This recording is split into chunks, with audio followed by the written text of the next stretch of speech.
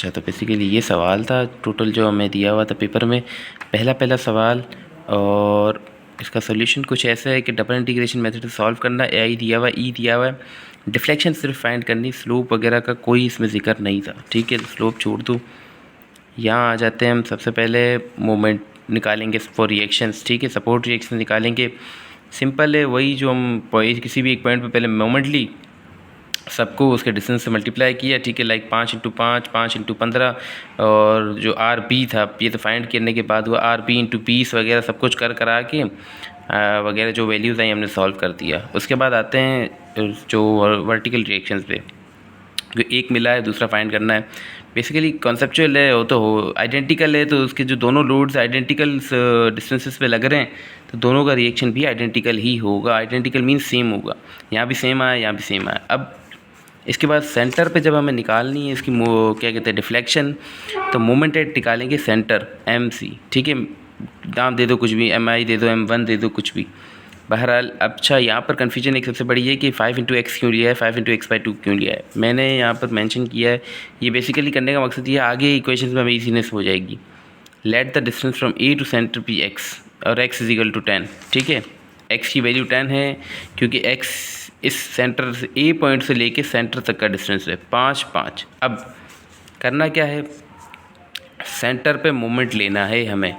जैसे एक point A पे लेते थे तो जो एक साइड की मींस एक साइड की फोर्सेस को मल्टीप्लाई करते थे। ठीक है, करते थे उसके परपेंडिकुलर डिस्टेंस के साथ। तो यहाँ पर भी जो ऐसे ही सेम करेंगे, इसके किसी भी एक पोर्शन के फोर्सेस को परपेंडिकुलर डिस्टेंस के साथ मल्टीप्लाई करेंगे। जैसे यहाँ पर नज़र आ रहा होगा, देखो यहाँ पर 5 इंटू एक्स लिखा हुआ है, एक्स क्या इतना बराबर 10, क्यों 5 इंटू 10। अब मैंने एक्स क्यों लिया उसके आगे चल के बिल्कुल सब कुछ वाज़ेह हो जाएगा। 5 इंटू एक्स किया, ये बराबर में यहाँ पे भी लिख देता हूँ, एक्स बराबर है 10 की। ठीक है, 10 मीटर। अब मोमेंट निकालते हैं, मोमेंट निकाला, इसका मोमेंट आया भाई 5 इंटू एक्स हो जाएगा 5x और माइनस 5x बाई 2।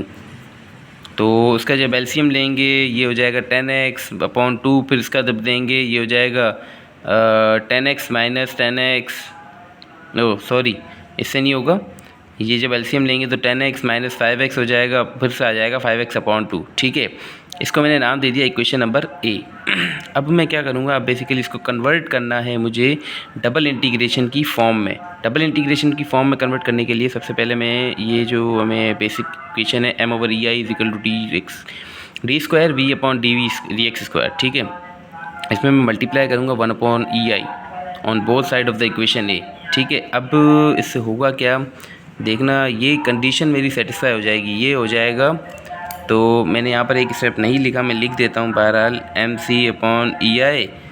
तो ये होगा ना, जब ei हो जाएगा तो ये कन्वर्ट डायरेक्टली हो जाएगा इसमें। अब आगे की इक्वेशन मैं नहीं लिख रहा, सराउंडिंग के शोर को थोड़ा सा इग्नोर करना, बहुत शोर है। बहरहाल ये इक्वेशन जो बन गई हमारे पास, क्योंकि देखो ये था क्या कहते हैं अपना मोमेंट mc के साथ जब इन्हें ei डिवाइड किया तो वो बन जाएगा ये। और जाहिर सी बात है बोथ साइड मल्टीप्लाई कर रहे हैं तो ये भी एक मल्टीप्लिकेशन में सिर्फ आ गया है साथ। अब क्या करना है, देखो इसको मल्टीप्लाई करूँगा तो बेसिकली 2ei हो जाएगा। और मैं क्या करता हूँ, इस ei को यहाँ लिखने के बजाय मुझे तंग करेगा, जाहिर सी बात है दूसरे 100 चीज़ों में, मैं इसको ले जाता हूँ उस साइड पे। तो मैं ले आया इस साइड। अब ये बेसिकली नंबर है, कोई वो वेरिएबल नहीं है कि x हो y हो जो इंटीग्रेशन के साथ साथ चेंज होता जाए। ये नंबर है, ये चेंज नहीं होगा। तो ये ऐसे का ऐसा ही रहेगा थ्रू आउट प्रोसेस होगा, ऐसे का ऐसा ही रहेगा। अब सबसे पहले क्या करेंगे, फर्स्ट इंटीग्रेशन लेंगे। जहाँ मैंने गलती से स्क्वायर लिख दिया था, बहरहाल ये स्क्वायर नहीं है, नथिंग, कुछ भी नहीं है, 5x अपॉन 2 है। अब क्या करेंगे, इंटीग्रेशन लेंगे, इंटीग्रेशन ली हो जाएगा 5x स्क्वायर अपॉन 2, और ये पावर भी इसमें जो डिनोमिनेटर में प्लस होगी तो वो आ जाएगा, प्लस का एक जो कांस्टेंट c1, ये हो गया dv अपॉन dx। क्योंकि वो एक ऐसी बात है जब इंटीग्रेशन ली तो एक ख़त्म हो जाएगा डेरिवेटिव ei, वैसे का वैसा।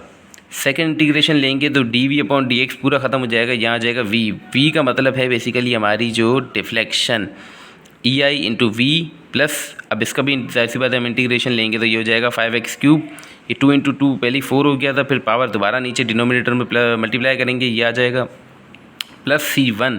अब क्योंकि कांस्टेंट हमने पहले ही एक आ गया था तो दूसरे वाले में कांस्टेंट के साथ भी वेरिएबल लग जाएगा।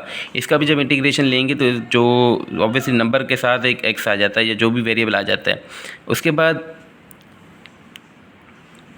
उसके बाद बेसिकली C1x ये हमारे पास आ जाएगी अपना as a variable, plus C2 आ जाएगा। इसको थोड़ा सा सॉल्व करेंगे, 5x³ / 12 C1x वैसे का वैसा, C2 वैसे का वैसा। अब ये इक्वेशन हमारे पास आ गई, इक्वेशन नंबर 2।